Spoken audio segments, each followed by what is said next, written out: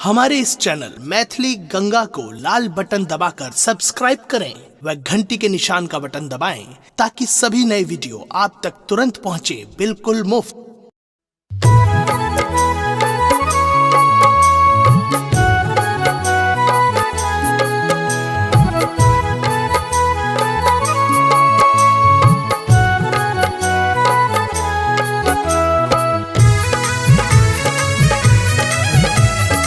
अपने सुन रही थी गंगा कैसेट की प्रस्तुति।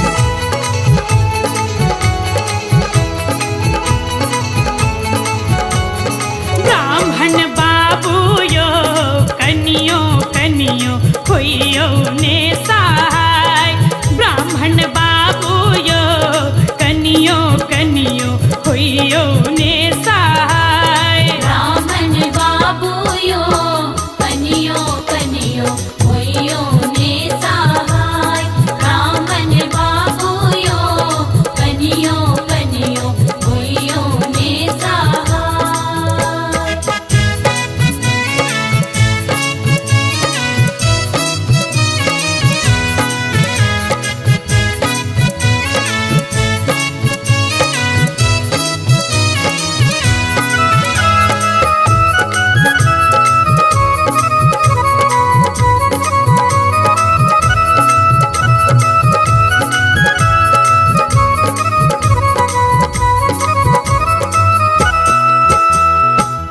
पहिने मंगै छी ब्राह्मण भाई भतीजवायो।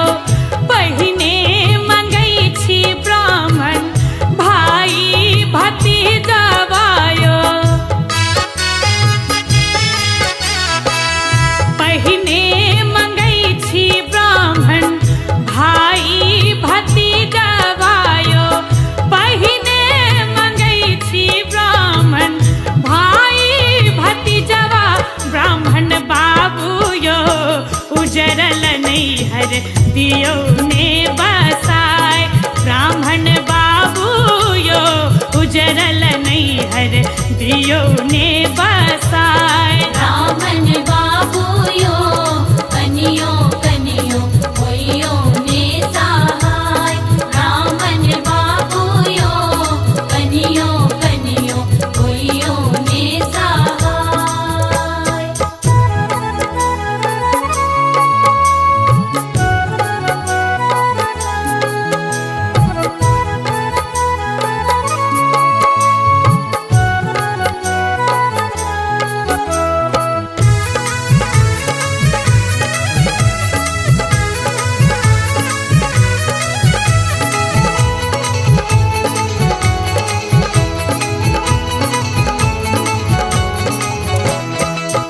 तखन मंगै छी ब्राह्मण सिर के सिंदूरवायो। तखन मंगै छी ब्राह्मण सिर के सिंदूरवायो। तखन मंगै छी ब्राह्मण सिर के सिंदूरवायो। तखन मंगै छी ब्राह्मण सिर के सिंदूरवा। ब्राह्मण बाबू यो उजरल घरवा दियो ने बसाय।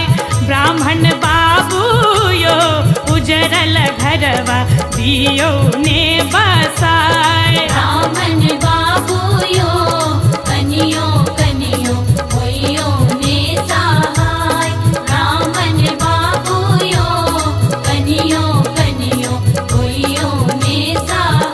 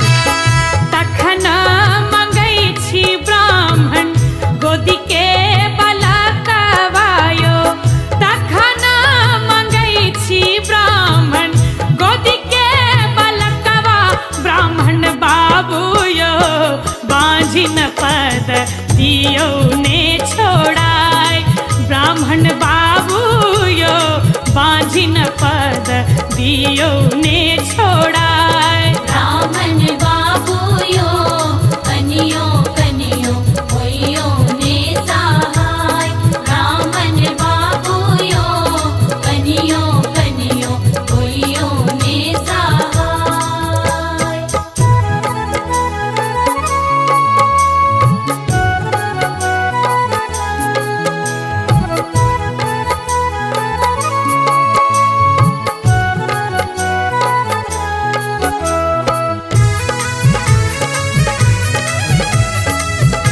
अपने सुन रही छी गंगा कैसेट की प्रस्तुति।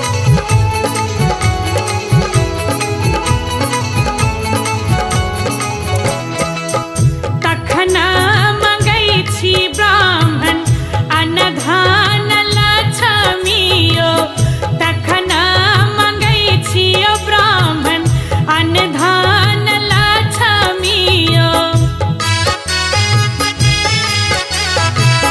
तखन मंगै छी ब्राह्मण अन्नधान लक्ष्मियो तखन मंगै छी ब्राह्मण अन्नधान लक्ष्मी ब्राह्मण बाबू यो दरिद्र पद दियो ने छोड़ाय ब्राह्मण बाबू यो दरिद्र पद दियो ने छोड़